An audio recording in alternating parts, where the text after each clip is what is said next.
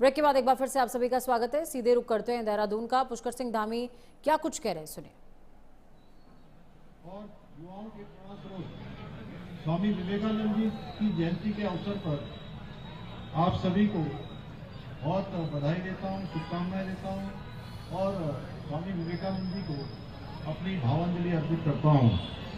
और आज के इस अवसर पर आप सबके बीच में आना और आप सबका उत्साह देखना कि दौड़ के लिए आप लोग किस प्रकार से दौड़ की बारी आए उसकी प्रतीक्षा कर रहे हैं। तो इस दौड़ और आपके बीच में ज्यादा बाधा मैं भी नहीं बनना चाहता हूं, लेकिन आप सबके बीच में आना ये मेरे लिए बहुत सौभाग्य की बात है। और सच में युवा हमारे ऊर्जा के स्रोत हैं और उनके अंदर जो ऊर्जा है वो ऊर्जा हमारे सारे इस भूमंडल में जाने के कारण से भूमंडल से जो लौट कर ऊर्जा आती है वो हम सबको और ऊर्जान्वित करने का काम करती है। क्योंकि ये इसका एक नियम है ब्रह्मांड का कि जो जैसा हम सोचते हैं, जैसी तरंगें हम ब्रह्मांड को भेजते हैं, वही तरंगें वापस आकर हमको दुगनी गति से प्राप्त होती है। इसलिए आप सबकी ऊर्जा ऊपर जा रही है और ऊपर से लौटकर फिर से आपके पास आकर आपको डबल ऊर्जा में डबल ऊर्जा से पूरी तरह से प्रेरित कर रही है। आज का दिन भारत के युवाओं की शक्ति, उनके संकल्प और उनकी संभावनाओं के बारे में विचार करने का दिन है।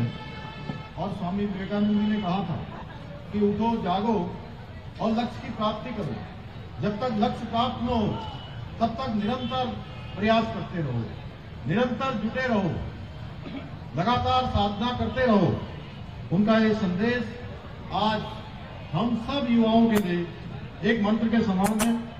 उन्होंने युवाओं को राष्ट्र के निर्माण में मजबूत नींव बताया था। आदरणीय प्रधानमंत्री जी के नेतृत्व में आज भारत इसी विचार को और इसी मंत्र को लेकर आगे बढ़ रहा है।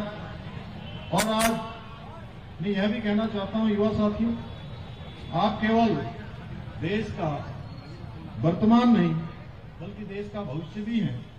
इसलिए आपकी ऊर्जा, आपकी सोच, आपका एक परिश्रम भारत को 2047 में जो विकसित भारत बनाने का संकल्प हमारे प्रधानमंत्री आदरणीय मोदी जी के नेतृत्व में लिया गया है, उस संकल्प को साकार करने में आप सबकी बहुत बड़ी भूमिका होने वाली है, बहुत बड़ा योगदान होने वाला है। आज आयोजित ये स्वदेशी संकल्प दौड़ केवल एक आयोजन नहीं है बल्कि आत्मनिर्भर भारत की ओर बढ़ता हुआ आप सब युवाओं का एक कदम है। यह दौड़ हमें याद दिलाती है कि जब हम स्वदेशी को अपनाते हैं तो केवल उत्पाद नहीं खरीदते बल्कि अपने देश के नागरिकों, किसानों, कारीगरों, उद्यमियों के जो सपने हैं, हमारे हस्तशिल्पियों के सपने हैं, जो बहुत कठिन परिस्थितियों में रहते हुए हमारी माताएं बहनें अनेक प्रकार के उत्पाद बनाती हैं, उन सभी को हम मजबूती प्रदान करते हैं, उनके सपनों को जान देने का काम करते हैं। युवा साथियों, आदरणीय प्रधानमंत्री श्री नरेंद्र मोदी जी ने देशवासियों से आग्रह किया है कि लोकल के लिए वोकल बनिए और स्वदेशी की आदत बनाइए। आज देश के अंदर हमारे स्वदेशी निर्मित होने वाला कोई भी सामान हो, कोई भी वस्तु हो, वो इतनी शानदार है, सच में मुझे लगता है कि अगर हम उसी पर अपना ध्यान केंद्रित कर देंगे तो हमें और कुछ खरीदने की कहीं आवश्यकता नहीं पड़ेगी।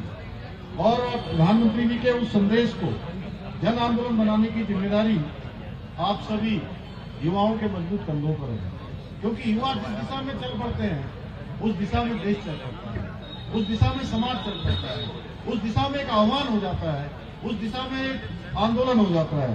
युवा मित्रों, आज का युग तकनीकी का युग है, नवाचार का युग है और उद्यमिता का युग है।